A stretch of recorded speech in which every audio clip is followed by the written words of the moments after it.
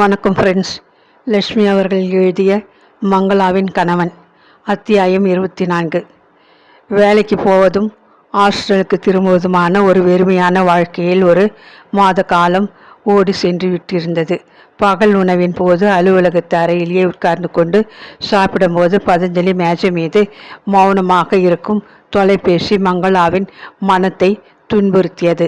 லதா மட்டும் சென்னையில் தொடர்ந்து வேலை பார்த்து கொண்டிருந்தால் வாரத்திற்கு 2 முறைகளாவது அவளை உணவு நேரத்தின் போது அழைத்து ஊர்வம்பை அழுத்து கொட்டி சிரிக்க வைத்திருப்பாளே.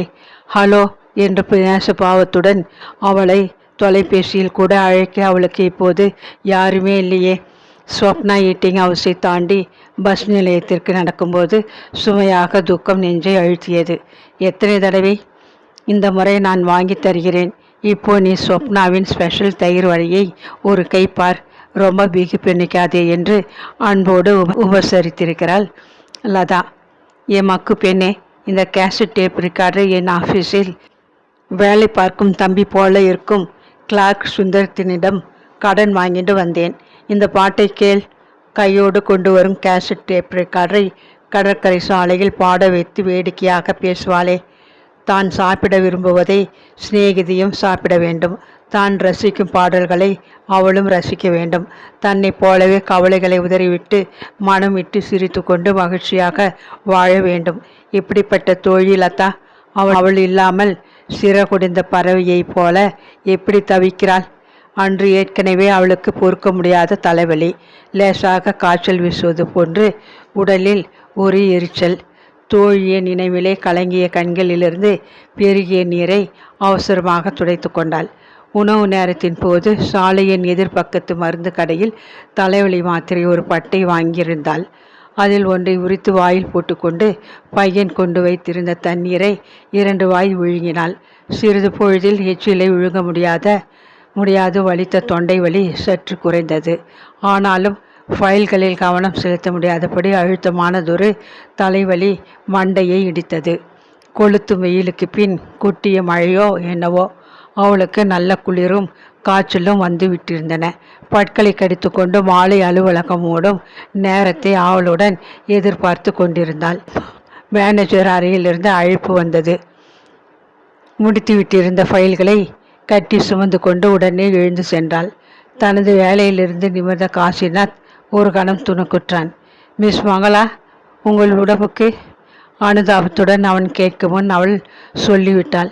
நானே நேரில் வந்து உங்ககிட்ட கேட்கணும்னு இருந்தேன். நீங்களே இப்போது குறிப்பிட்டது நல்லதாக போச்சு. இன்னைக்கு எனக்கு கொடுத்த எல்லா வேலைகளையும் முடிச்சிட்டேன். ஆஃபீஸ் முடியும் நேரம் கூட ஆயிடுத்து. காலையிலிருந்து எனக்கு தலைவலியும் காய்ச்சலும் தொடங்கி விட்டுருக்கு. இப்போ இருக்கிற நிலையிலே நாளைக்கு வேலைக்கு வர முடியும்னு தோணலை. அதனால் நான் ஒரு 4 நாளைக்கு லீவு போட விரும்புகிறேன் சார். திணறிக்கொண்டு நிற்க முடியாது நடிகைப்படி ஃபைல் கட்டை மேஜை மீது வைத்தாள். அடடா, இதை முன்பே என்னிடம் சொல்லியிருந்தா உங்களை காலையிலேயே ஹாஸ்டலுக்கு அனுப்பியிருப்பேனே. உடம்புக்கு சுகமில்லாத போது ஏன் இத்தனை வேலைகளையும் செய்தீங்க?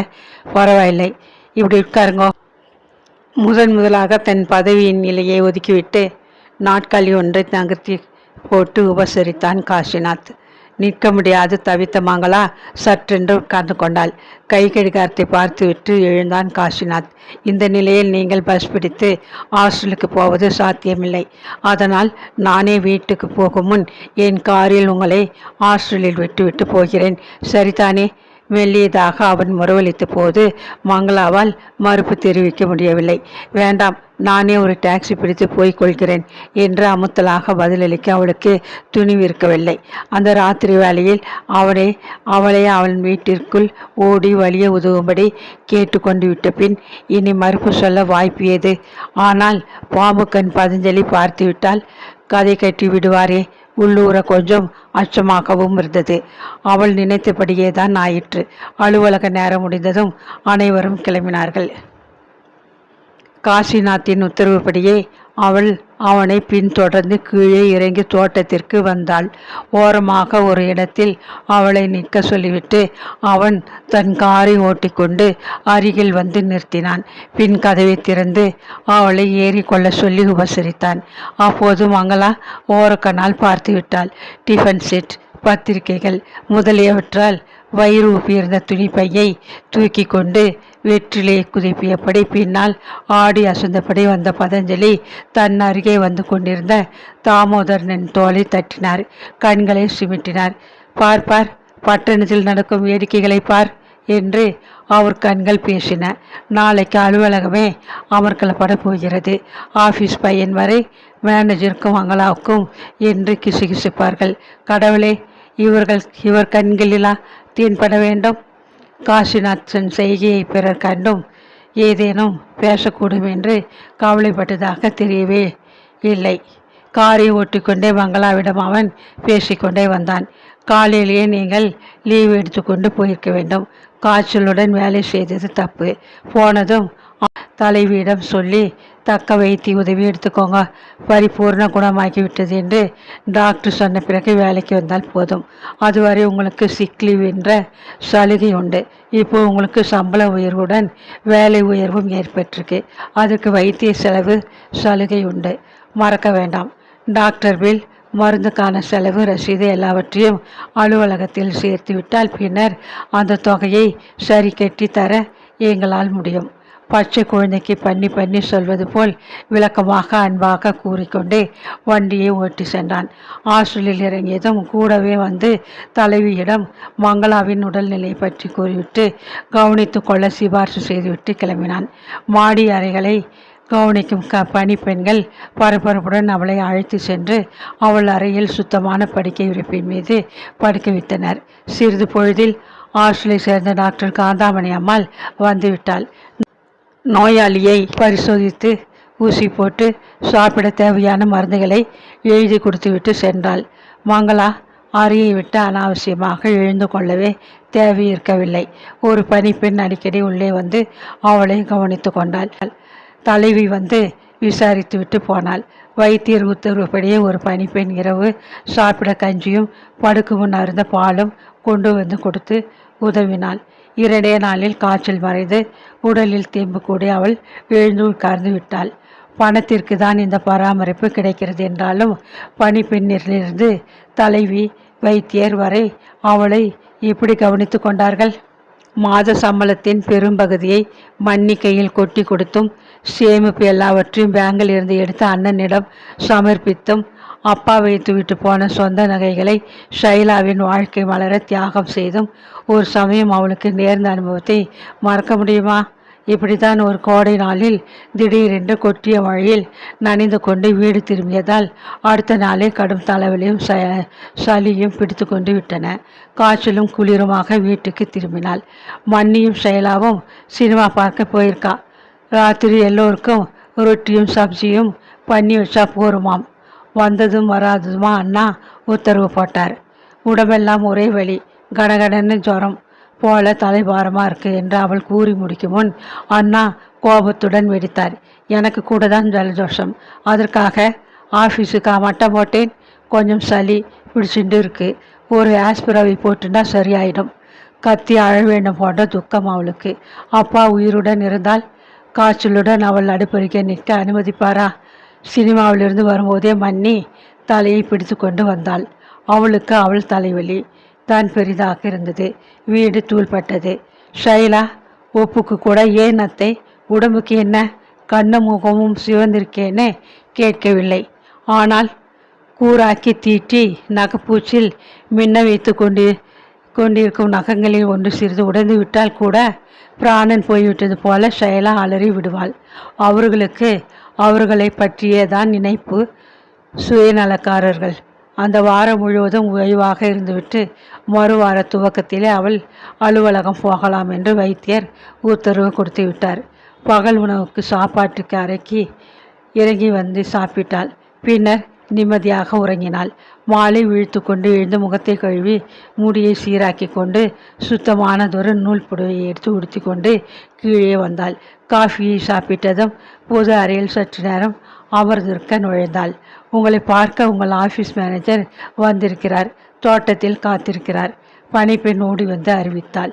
நன்றி உணர்வு மகிழ்ச்சியும் கற்றுக்கொள்ளாத மங்களா தோட்டத்திற்கு விரைந்தாள். பட்டுக்கரை வேஷ்டியும் லக்னோ குர்தாவும் அணிந்து கொண்டிருந்த காசிநாத் அவள் கண்களுக்கு மிக்க வசீகரமாக தெரிந்தான். வணக்கம் தெரிவித்துவிட்டு சிமெண்ட் ஆசனத்தில் ஓரத்தில் அமர்ந்து கொண்டான். டெலிஃபோன் மூலம் உங்கள் தலைவிக்கிட்டே பேசினேன். திங்கக்கிழமையிலிருந்து வேலைக்கு வரலாம்னு டாக்டர் உத்தரவு கொடுத்துட்டதாக தெரிஞ்சது. நேரில் பார்த்து விசாரித்து விட்டு போகலாம்னு வந்தேன். மங்களாவின் நெஞ்சு பரவசத்திலே துடித்தது. அவளை பற்றி இப்படி ஒரு அக்கறையா? அப்படியென்றால்? அது சமயம் தோட்டத்திற்குள் விரைந்த ஃபியட் ஒன்று அவர்கள் உட்கார்ந்திருந்த இடத்தை தாண்டி சற்று தூரத்தில் வந்து நின்றது.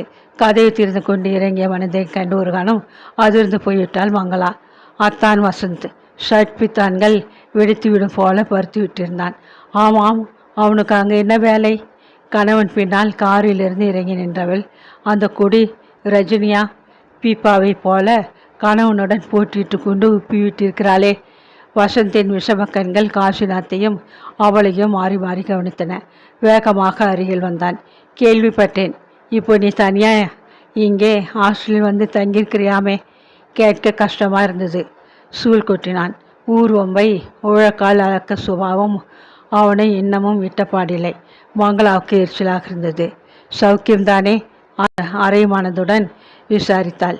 வம்புக்கார வசந்தத்தான் விட்டு விடவில்லை. நான் யாருன்னு அவருக்கும் அவர் யாருன்னு எனக்கும் அறிமுகம் செய்து வைக்கலையே. ஏஹே தெத்து பற்கள் தெரிய ராட்சச சிரிப்பு சிரித்தான். இவர் நான் வேலை பார்க்கும் நிறுவனத்தின் மேனேஜர் திரு காசிநாத், வெறுப்புடன் கூறிவிட்டு மங்களா காசிநாத் பக்கம் திரும்பினாள். இவர் என் அத்தை மகன் வசந்த், அவர் மனைவி ரஜினி என்று சுருக்கமாக முடித்தாள். ரஜினியின் தங்கைக்கு இங்கே ஒரு பேங்கில் வேலை கிடைச்சிருக்கு. தங்க ஒரு நல்ல ஹாஸ்டல் தேவைன்னு தேடிட்டு இருந்தோம். டெலிஃபோன் செய்து கேட்டோம். தலைவி இடமில்லைன்னு சொல்லிட்டான். நேரே வந்தால் ஒரு சமயம் கிடைக்காதாங்கிற ஆவலில் வந்திருக்கிறோம்.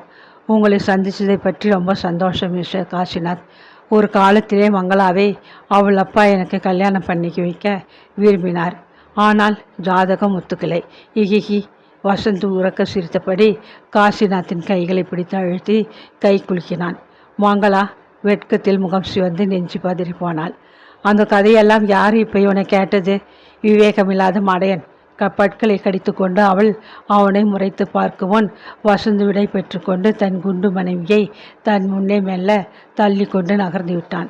காசிநாத் அவளிடம் சொல்லி கொண்டு கிளம்பி வெகு நேரமாகியும் தோட்டத்தை இருள் சூழத் தொடங்கிய பின்னரும் முட்டை விளக்கு பளிச்சென்று எரிய தொடங்கிய பின்னரும் சாப்பாட்டு அரை மணி ஒழித்து முடிந்து சில நிமிஷங்கள் ஆகியும் அவள் அசைவற்று அப்படியே உட்கார்ந்திருந்தாள். இந்த அத்தான் வசந்த் தன் வாயை வைத்து கொண்டு சும்மா இருந்து விடுவானா? ஒரு பெரிய கதையை திரித்து பரப்ப தொடங்கி விடுவானே. ஆஃபீஸில் பதஞ்சலி, இங்கே வசந்த், இவர்கள் எல்லாம் ஏன் அவள் வாழ்க்கையில் புகுந்து குழப்ப வேண்டும்? மங்களா கவலைக்குள் மூழ்கி கல்லாக சமைந்து போனாள்.